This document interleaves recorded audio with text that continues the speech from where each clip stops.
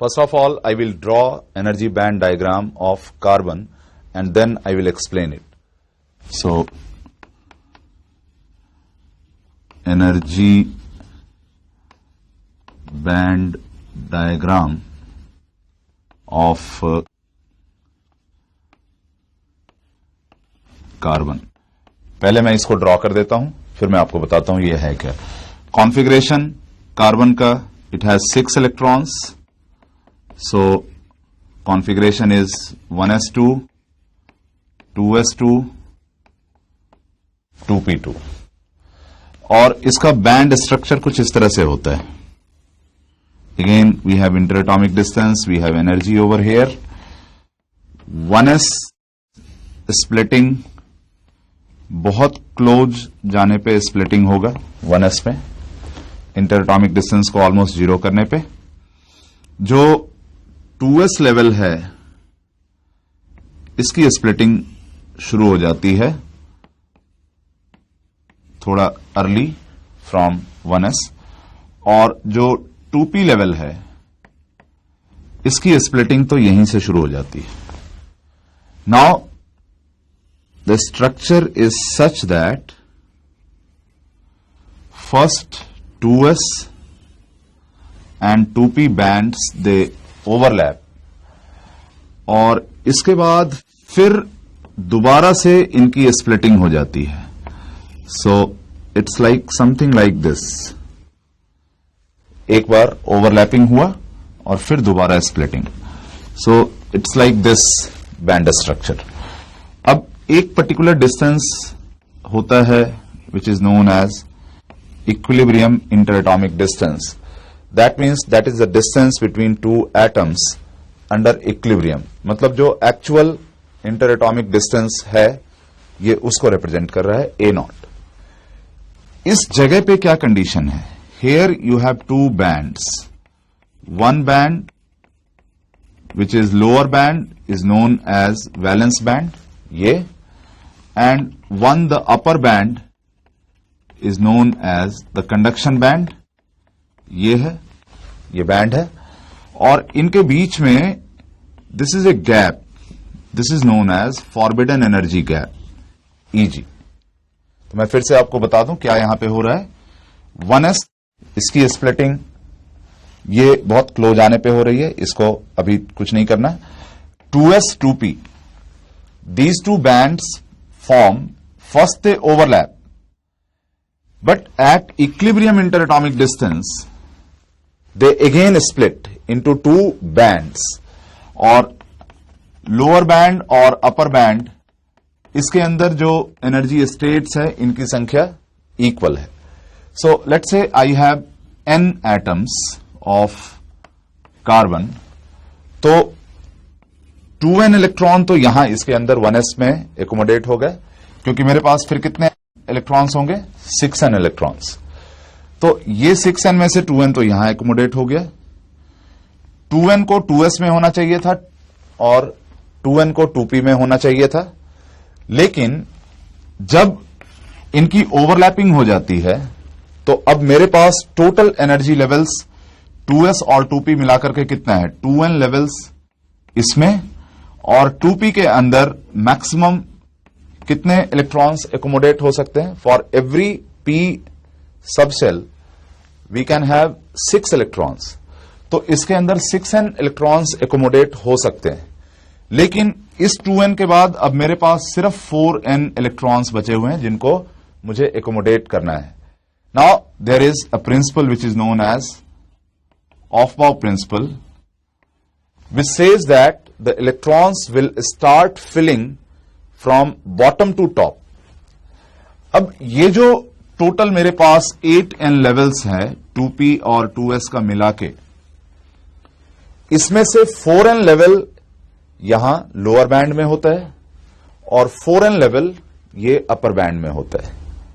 Now I have exactly 4n electrons and electrons will start filling from bottom.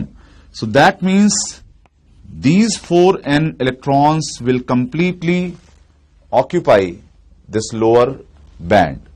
और अब ये band पूरी तरह से भर चुका, और मेरे पास कोई और इलेक्ट्रॉन्स भी नहीं है जो कि अपर बैंड में जा सके. So we have this situation, the upper band is completely vacant, इसके अंदर कोई इलेक्ट्रॉन नहीं है, और जो लोअर बैंड है ये कंप्लीटली फिल्ड है, इसके अंदर कोई वेकेंट लेवल नहीं है. इसके बीच में एक एनर्जी गैप है. इस एनर्जी गैप को ये इलेक्ट्रॉन क्रॉस कर पाएगा या नहीं कर पाएगा, ये एनर्जी गैप के मैग्नीट्यूड पर डिपेंड करेगा. So now I have this situation, the lower band valence band is completely filled, the conduction band upper band is completely vacant. अब अगर मैं इसको एनर्जी देना चाहूं, if I apply an electric field to accelerate the electrons, what will happen? These electrons do not have any vacant energy levels जिसमें ये जा सकें, और जहां पे vacant energy levels है वहां पे electrons नहीं है. That means this carbon will not pick up the electrical energy which I intend to supply by applying an electric field. तो इसका मतलब ये कार्बन इलेक्ट्रिसिटी को कंडक्ट नहीं करेगा, it will behave as an insulator. Now I must tell you, this energy gap is approximately 6 electron volt. 6 electron volt for diamond, which is a form of carbon. तो 6 electron volt के gap को ये electron cross नहीं कर पाता, और इस वजह से ये इलेक्ट्रिसिटी को कंडक्ट नहीं कर पाता. Now as I told you, carbon और सिलिकॉन इनका स्ट्रक्चर ऑलमोस्ट सिमिलर होता है, with only difference that in case of silicon we have 14 electrons, and its configuration is 1s2, 2s2, 2p6, 3s2, 3p2. तो ये इसका इलेक्ट्रॉनिक कॉन्फ़िगरेशन है. मतलब अब 2s और 2p की जगह पे मेरे पास 3s और 3p है. मेजर डिफरेंस तो ये है, और बाकी स्ट्रक्चर ये ऐसे ही है. And the most remarkable difference between carbon and silicon is the magnitude of this gap, energy gap. ये 6 इलेक्ट्रॉन वोल्ट की जगह पे सिलिकॉन के केस में it's 1.1 electron volt, which is much smaller compare to this 6 electron volt. Now some of you may think कि ये 6 electron volt का gap तो बहुत ही छोटा है, इसको तो अगर मैं इलेक्ट्रॉन को 6 वोल्ट से एक्सेलरेट कर दूं तो उसके पास इतनी एनर्जी आ जाएगी 6 इलेक्ट्रॉन वोल्ट की, फिर तो इसको कंडक्टिंग बिहेव करना चाहिए था डायमंड को. But this is not the case, because you are forgetting that we cannot accelerate an electron if it is not free to accelerate. First, if it is bound with some atom, and secondly, even if you have a conduction electron or a free electron, तो आप जितना volt उसके ऊपर apply करते हैं वो सारा का सारा एनर्जी वो पिक नहीं कर सकता, because during acceleration it will collide with so many atoms, so many electrons, that it cannot move freely from one end of the body to another end. For example, अगर मैं आपको ये कहूं कि मेरे पास 1 मीटर का वायर है और मैं इसको 5 वोल्ट अप्लाई करता हूं, 5 वोल्ट वोल्टेज अप्लाई करता हूं, and if I assume that there is an electron here, because the field will be like this, तो इलेक्ट्रॉन फील्ड के ऑपोजिट डायरेक्शन में मूव करेगा. तो एक इलेक्ट्रॉन सपोज मेरे पास यहां है, अगर ये 1 मीटर पूरा यहां से यहां तक बिना किसी कोलिजन के अगर ये मूव कर जाए तो ये एनर्जी गेन करेगा 5 electron volt. But we know that the mean free path of a free electron is not more than 10 power minus 8 meter.